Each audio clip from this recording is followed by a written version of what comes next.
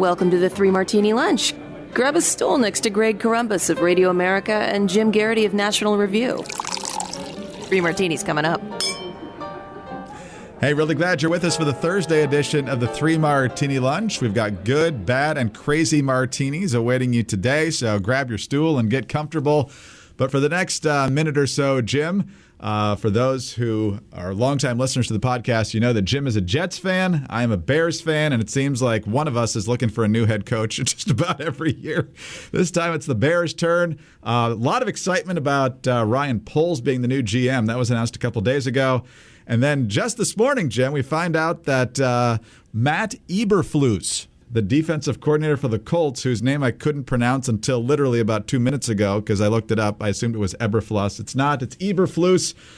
But anyway, he's the guy in Chicago, and we'll find out over the next, probably 2-3 years if this was a good hire. They got a lot of work to do to get back to being a truly competitive team. But, it's like the first day of spring training. Everybody's got a shot. Greg, in a lot of these cases, the fans don't really know whether this is a good hire or not. You try to assess how somebody's done as a coordinator, but particularly if they haven't been a head coach before. We're all kind of guessing how that coach is going to fit with the culture, with the organization, with the players, the decisions the general manager is going to make, stuff like that. But I'll make two observations. The first is my dad had season tickets to the Jets when I was growing up, and first coach that I was watching was Joe Walton. Fans got very frustrated with him after 85 and 86. They were good, and the Jets went into decline. And the fan base got really annoyed, and you started hearing the chant, "Joe must go, Joe must go." And you had people, fans showing up with paper bags over their heads and all that kind of stuff. So I think the lesson is have a coach with a complicated name who does not lend itself to chance to get rid of him. So Eberflus, or Flus, is it Flaus or Flus? Yeah, Flus, Eberflus. Very European, right? Yeah. Really sounds like he should be a soccer coach. Eberflus will be really hard to chant. And as a result of that, I think it's, the fans will be stymied in their desire to see a change. Second thing is when you've got Justin Fields as your quarterback, honestly, the single most important roles in the organization are going to be your offensive coordinator and the quarterback's coach. So best of luck and best of success. I hope to see the Jets and Bears in a Super Bowl someday. But in the end, the defensive-minded coach with a young quarterback tends to get a little tough. Just warning you ahead of time. That's true. It's true. The joke going around Chicagoland on Twitter, of course, is that, hey, we just gutted the GM and the head coach. We got rid of Ryan and Matt, and we replaced them with Ryan and Matt. So we'll find out how that turns out. But okay, on to the good. There's got to be some sort of get rid of Matt chant that'll work better than Eberflus, Yes. But hey, you got for a blitzkrieg offense, But anyway. All right, let's talk about our good martini now. We've actually got some good economic news. We've talked a lot about the problems with supply chains and inflation, and those problems aren't going away, as we'll also talk about in this martini, at least in terms of inflation. But according to the federal government, the fourth quarter, our economy grew 6.9%. Real gross domestic product increased at an annual rate of 6.9% in the fourth quarter. That's in following a 2.3% increase in the third quarter of last year, so a decent-sized jump. That figure is adjusted for inflation, so it actually is a 6.9% increase.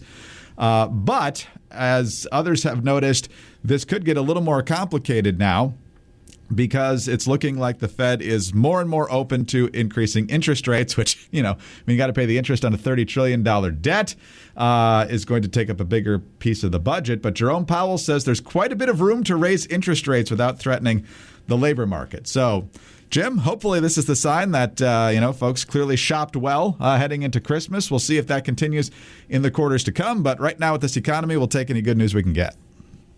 Greg, look, you and I will also say when there's, the bad martini or bad news on our show is economic, that no matter who's president, no matter which party controls Congress, we'd rather report good news than bad news. And today's news, if you think about the circumstances, is really kind of phenomenal. It's been almost standard for the last 6 months or so that when a new inflation number comes out or the monthly job numbers come out, usually we can get a pretty good audio soundbite of the anchors responding and saying, "Oh my God, oh, did you see that inflation? You can just kind of tell. It's like somebody just reached onto the set and slapped every anchor at CNN. They just look shocked and horrified. This is just phenomenal, considering all the quote unquote headwinds, to use a phrase from the early Obama days, working against this economy. The supply chain issues, you think about the labor shortage, you think about inflation, you think about the start of the Omicron wave, and workers staying home because they're sick. Back on October 25th, I wrote, is the U.S. economy headed towards a recession? And that was not me being a schmuck. This was me listening to a pretty darn smart guy, Kevin Hassett, who was the former chairman of the Council of Economic Advisors under President Trump. And Hassett, as I said, I think I probably talked about this on the podcast, Hassett is the most amiable, cheery guy. And he was basically saying, oh, yeah, the economy is really going into the toilet. I characterized it as his viewpoint was darker than Rembrandt's night watch, viewed through sunglasses at midnight during a power outage. And he was expecting things to be bad. And, he said, we had less than 3% growth last time. People are like, oh, okay, this is looking pretty bad. This is a great number for this quarter and very surprising, pleasant surprise. Hopefully it's a sign, but I don't think I think the other thing to keep in mind here is that, the U.S. workers are being very productive. I don't know if they necessarily feel good about the state of the economy. When we talk about inflation and gas prices and food prices and empty shelves in the stores and stuff like that. So I don't think this is going to change the overall political dynamic. But all things considered, you'd rather see the GDP going up than getting smaller. And this is a really, really good number for the last 3 months. Absolutely right. But you got that advanced warning from the Fed. So if you have savings and you're seeing very little interest right now, which has been the case for quite a long time, things will get a little bit better there. But if you want to take out a loan, you want to buy a house, and you've been thinking about that for a while, you might want to get on that sooner rather than later, although real estate prices are also pretty high right now, too. So a lot of different factors to consider. But all things considered, I will definitely take a 6.9% increase in the GDP. And like we said, we'll see where first quarter and beyond goes here in 2022. But always happy to talk about good economic news. And if the economy has been good to you and you've got a little extra coin in your pocket, well, there's a few better places to spend it on quality products than at MyPillow. The pillows are phenomenal. I refuse to sleep on anything else right now. When I have to go on vacation and I don't take it with me, I can definitely tell the difference, and not in a good way. Then I love the Giza Dream Sheets. I love the towels. And I absolutely love the new My Slippers. Love walking around the house in those. Very, very comfortable. And right now, when you use our promo code Martini at checkout at MyPillow.com, you can get 40% off those new My Slippers. And listeners, these are not just any slippers. The My Slippers spent 2 years in development to ensure the highest quality and comfort. The My Slippers were designed to be worn all day, indoors, outdoors, wherever you like. The slippers are available in moccasin or slip-on style. They're available in a variety of colors and sizes. And they're made with quality leather suede. And they have the exclusive 3-tier cushioning system. The MyPillow patented fill, the impact gel, and the memory foam. For a limited time, MyPillow is offering 40% off the new My Slippers. Go to MyPillow.com, click on the radio listeners square. Do not forget that part. Enter the promo code Martini or call 800-874-0104. Now, while you're there, take advantage of the deep discounts on all MyPillow products, including the Giza Dream bed sheets, the MyPillow mattress topper, and the MyPillow towel sets. But you can only save 40% on the new My Slippers with our promo code Martini. So use that code Martini when you call 800-874-0104 or go to mypillow.com. All right, Jim, on to our bad martini now. And one of the things that we continue to see is, of course, very little progress when it comes to the situation with Russia and Ukraine. Obviously not a laughing matter, but the Washington Post clearly saying that there's little optimism in their headline of resolving the crisis as the West tries to deter Russia from doing this. But the Washington Post reporting the Kremlin spokesman Dmitry Peskov said Putin has studied the proposals that have come from the United States and NATO and that his response will be swift, raising the prospect of further dialogue. But it's more than likely that nobody's going to agree on much here. But meanwhile, over in the Far East, Beijing is kind of popping the popcorn and just waiting to see how this plays out. Politico, on the China Watcher column today, essentially saying that they're waiting to see how the United States and the rest of the world responds to the Russia-Ukraine situation, and if they sense weakness, that's going to just embolden them a whole lot more when it comes to their ambitions on Taiwan. Now, we have talked before how China might just do more economic squeezing than overt military activity. They've got a lot of different options. Unfortunately, the Biden administration has promised to protect Taiwan, but I'm not sure how much that is good for at this point, especially if they don't look strong when it comes to the Ukraine situation. So, Jim, like we said after Afghanistan, these were the two spots that we thought were going to flare up the most, and we've got one potentially on deck and another one waiting to see what happens. Yeah, now I'll be among the first to concede that the President of the United States does not have absolute control over everything that happens in the whole wide world, but the purpose of a lot of our foreign policy and our national security approach towards the world is deterrence, right? You want to prevent the bad guys from doing things, and you want to communicate very clearly that, well, you can try to do that, but we're going to make that as painful and as expensive for you as possible. We're going to make you, in the end, say this was not worth it. We should not have done this. What was I thinking? And all that. And I will give a certain amount of credit that when the president is not completely undermining his own message in off-the-cuff comments in press conferences, the Biden administration has tried to meet with our allies and tried to emphasize very clearly, do not invade Ukraine, do not send troops, do not try to take another small piece of the Donbas region or something like that. They tried to rally our allies, although Germany is kind of this giant counterweight, you could say. I'll give credit to the administration for trying, but it doesn't really seem that they're getting the results they want. And it's really kind of an unnerving thought, because remember, it's not just the United States. It's a bunch of our NATO allies basically saying to a militarily powerful country, sure, you can invade that neighbor, but we're going to have all of these consequences. We're going to arm the Ukrainians. We're going to attempt to enact all of these sanctions. We're going to try to diplomatically pressure you. We're going to make it tough to travel. We're going to make it tough for the oligarchs to send their kids to Western schools. All these different ways. We have all these ways to, say, hey, if you do this, we will punish you in this way. That's the stick, right? Doesn't seem to be doing any good against Russia. Now, maybe it's because Vladimir Putin has decided this is his legacy. He wants to be remembered as Vladimir the Great in the Orthodox Church. He wants to be seen as the man who brought the Ukraine back into the Russian fold, right? And maybe if he's that, almost a messianic fervor in his mind, then maybe there's no way to deter Vladimir Putin from doing this. But as you just laid out there, Greg, China is watching this, and China is saying, okay, the Western alliance couldn't really deter Russia from going into Ukraine. Nothing they could do was anything that Vladimir Putin and the top people in the Russian government couldn't withstand. It's probably very similar for us and Taiwan. What I've been recommending Ukraine is very similar to what has more or less kept the peace, and I'm making air quotes as I say that because there have been military overflights and various other saber rattling between China and Taiwan over the past it's intensified the last few months, but it's really been going on for years and years. China is a much bigger country. China is a much more wealthy country. China has a much bigger military forces than Taiwan does. But the perspective of Taiwan, founded by Chiang Kai-shek and the nationalists who lost the Chinese Civil War way back in the 1940s, I want to say, World War II, right?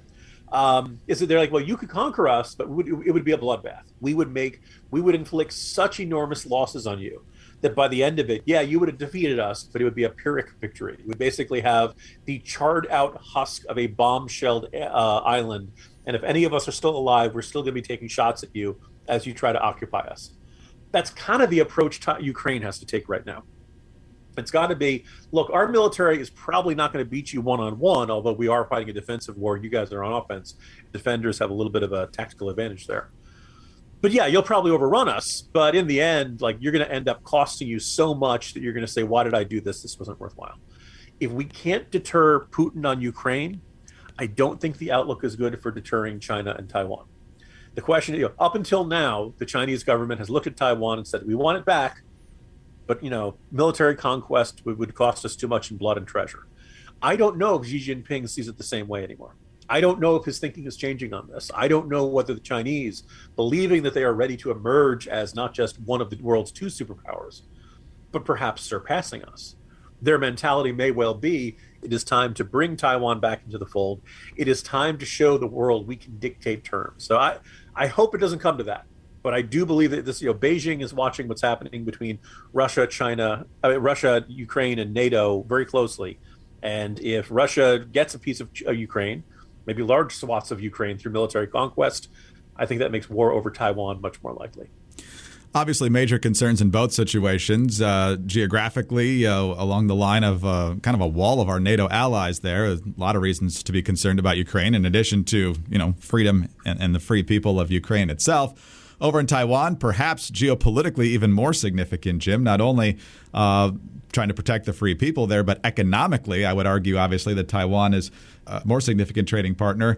And it was just earlier this week that the Commerce Secretary, Gina Raimondo, was talking about how our semiconductor situation is in big trouble. And we got to figure out different ways to build the supply back up to meet the demand. And I believe Taiwan is by far our greatest source of semiconductors. And so it's not just obviously the business aspect that we're trying to protect there, but there's a lot of ramifications if China gets its claws into Taiwan. Greg, I saw this comment on Twitter earlier, and my apologies for not remembering who wrote it, but it was such a good line. Have you noticed the Democrats believe in diversity everywhere except in the supply chain? Yes. They also believe in choice only in one area and not in other cases like healthcare and education and stuff. So, double standards all over the board. All right, Jim, on to our crazy martini now. And yesterday we got the news that Supreme Court Justice Stephen Breyer is planning to step down at the end of this term, which means the very end of June, possibly very early July. But he apparently was not very happy that the news got leaked yesterday, at least according to Shannon Bream of Fox News. He had told the White House a number of days ago that this was in the offing. I think pretty much right as we're recording this, he's at a joint appearance at the White House. So it's going to be official at that point, and then Biden will come up with a nominee. He, of course, has promised long ago to appoint a black woman to the court, going again, as he did with much of his cabinet, focusing on diversity. He, of course, could find an excellent, perhaps the very best Supreme Court justice who happens to be a black female. But getting the very best should be consideration number one, which means he should not choose Kamala Harris. This whole idea has been raised a number of times as one way to politically move her along because she does him no good on a ticket or in an administration, as we've seen over the past year. It should also be a reliable voice on the Supreme Court. But from what we're hearing, the White House, although Jen Psaki said she was not going to comment at all on the process, there are apparently other sources speaking out suggesting that Harris is not likely to be in the mix. So, Jim, what do you make of the media kind of licking its chops at the idea of Kamala Harris, even the idea of her moving over to the Supreme Court? Well, before I dive into that, Greg, on the notion that Breyer's retirement was leaked or came out prematurely, I feel bad for the justice. He should be able to announce his retirement on his own terms. But honestly, if you're a Supreme Court justice and you say to somebody, I think I'm going to retire at the end of this term, you got to expect that to leak at some point. You might be able to tell your spouse, your immediate family, and maybe a close friend. But if you tell anybody else in Washington, your clerks, your other justices, Supreme Court staff, that's going to leak. So I don't know when he officially decided. I don't know who he told. I don't know who Pete Williams' source was, but something like that, it's going to come out like within 24 hours. It's just too big. It's just too consequential. So I feel bad for Justice Breyer, but you really shouldn't be all that surprised. What's that saying? If you want a friend in Washington, buy a dog. If you want to keep a secret in Washington, buy a dog, and then check your dog for NSA listening devices. Beyond that, regarding Kamala Harris, so you hear this rumor, you're like, oh, come on, he's never going to do that. That's ridiculous. And then after a second, you're like, wait a minute. That could work. That could do Biden a lot of good. And look, it does not appear he's going to actually do this. But then you think about it. Of course, she's qualified enough. She's been Attorney General of California. She's been a prosecutor. She knows the law. The administration. This would be addition by subtraction, so to speak. This would be enhancing the administration by giving Biden a potential do-over for his vice president. He could pick someone who would not be running a good 10 points behind him in approval rating in the polls. He could pick someone who would probably be a much more effective coordinator. Be harder to pick someone who's less effective, right? He could pick someone who could help him in a swing state. He could pick someone who would be reassuring if, God forbid, something ever happened to Joe Biden. Like you look at that, and all of a sudden you're like, wow. And she would vote the right way on every case for the rest of her life, at least from the perspective of Democrats. Would she get confirmed by the Senate? I think so. The one of the more interesting wrinkles of this is if it came down to a 50-50 split, would Kamala Harris be able to break the tie on her own nomination? Even if it's legal and constitutional, it'd be a really kind of embarrassing, awkward, odd situation. And I think it was Lawrence Tribe who made the argument back during the Trump administration that Vice President Pence would not be able to break a tie on a Supreme Court nomination. It'd be tough to hash out there. But you look at that and you're like, well, Biden would he'd get rid of the Kamala Harris problem, and then he'd find himself with somebody else who could be an actual political asset. And the whole country could be reassured that this replacement vice president would kind of be this reassuring figure. It'd be kind of hitting the reset button, and all kinds of good things would come out of it. It's not going to happen. But also, doesn't it say something that here we are in January 2022, roughly 1 year into this presidency, and everyone is thinking, God, wouldn't it be great if we could get rid of the vice president? I don't think people were thinking that way in Bush and Quayle. I'm trying to imagine. This is a really odd situation for the Biden administration to find itself in. That what everyone says, the first and most important decision that Joe Biden will make as a Democratic nominee, and he botched it. He made a terrible choice when you think about it. She can't do anything that helps him out in any significant way. She doesn't have relationships on Capitol Hill. She's not effective in public communications, obviously. What's what she said? The time to do it. It's time for us to do what we have been doing, and that time is now. She's giving this Hallmark card babble. She's got no experience in foreign policy, national security, that kind of stuff. I mean, she's just this walking, case of liabilities, and very understandable. Biden would want to have a reset button on this, but he can't, so he's stuck with her. Good luck, Joe Biden. Yeah, a lot of different thoughts here. First of all, even though it would be awkward, I don't have any idea why she couldn't break the tiebreaker, even if it was on her. I mean, the job of the vice president when they're presiding, if necessary, is to break the tie. Dan Quayle was in the chair when Clarence Thomas's nomination was up and perfectly ready to go. Mike Pence, the same. I mean, the vice president has that power. I think Lawrence Tribe, I give him props for being consistent. As he said, he would still hold the same position, even though he wouldn't like it in this particular case with the Democrats making the nomination. But I mean, if the vice president has the power, the vice president has the power. Although I think he won't do it, like you said. But if he did do it, it'd also be a major political loser because, as you said, she's even less popular than he is. So there's no jump in appointing some fresh, interesting new face to the Supreme Court that most people haven't heard of before. He'd be appointing someone who most of America doesn't like already. And so there'd be no political bump for Democrats out of that, I don't think. Interesting tweet yesterday from Bill Kristol, who used to pretend to be a conservative, saying, there's never been a vice president appointed to the Supreme Court, but a former vice presidential nominee, Earl Warren, was nominated to the court and was one of the most significant justices ever. And I'm thinking, for someone who claims to be a conservative, I'm not sure Earl Warren's the guy you want to throw out there as the Earl Warren, isn't that great? Yeah. And finally, Jim, 1994, it turns out, was a while ago. That's when Stephen Breyer was nominated by Bill Clinton to the Supreme Court. He is now the second longest tenured justice. Only Clarence Thomas has been there longer. And if you want to know how long it's been since Stephen Breyer, I love doing this, was nominated to the Supreme Court, between the time he was nominated by Clinton and the time he was confirmed in 1994, O.J. Simpson happened in California, went from beloved football star to accused murderer. It was also the summer right before the Republican Revolution, before Newt Gingrich became Speaker. And the top movies that summer were The Lion King and Forrest Gump, although we all know the best movie of 1994 was probably The Shawshank Redemption, and that's only because there were no Die Hard movies. Die Hard 3 would come out the next summer. Greg, if I remember correctly, that also I believe that year was the last time the Cincinnati Bengals won a playoff game before this year. The reason I know that, and the reason I thought of that, is because someone had observed the last time the Bengals won a playoff game. I believe the coach was Sam Weish. The post-game interview was conducted by O.J. Simpson. O.J. Simpson. Yes. Which, you go, wow, that was back when O.J. Simpson was not controversial. That was a long time ago. I guess if we're doing we won't do a champagne toast to Breyer. We'll give him the cheap stuff. But I haven't agreed with anything. But good. I don't quite want to say good riddance. He's occasionally made intermittent efforts to work towards comity. He spoke out against packing the court and things like that. So he's got some nicer qualities. But yeah, I think this is going to, as I laid out in today's Morning Jolt, this is going to be a really normal political controversy in Washington compared to like empty shelves or Russia's invading Ukraine or everybody's out sick because they all have the Omicron virus and stuff like that. Like a good old fashioned nomination fight. That feels like a warm spring day right now. That's really familiar. We've been through this sort of thing before. We know how to handle this kind of stuff.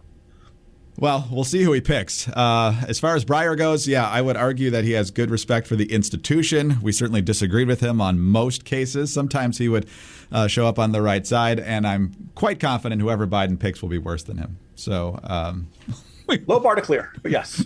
We will see.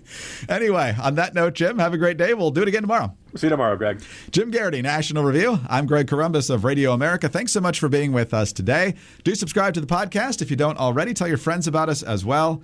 Thank you so much for your 5-star ratings and your kind reviews. Please keep those coming. Those are a big help to us.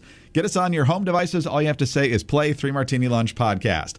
And follow us on Twitter. He's at Jim Garrity. I'm at Dateline_DC. Have a terrific Thursday and join us again on Friday for the next 3 Martini Lunch. Hi, it's Dana Lash, host of The Dana Show. Every day, I'm here to keep you up to speed on the most important stories and info that you need to know in your very busy life. And if you're always on the go and you want to stay connected, just download our daily podcast and take it with you. It's a great way to get up to speed on what you need to know and what legacy media may not be telling you. Visit danaradio.com and click on the podcast link or subscribe at iTunes, Spotify, or wherever you get your favorite podcasts.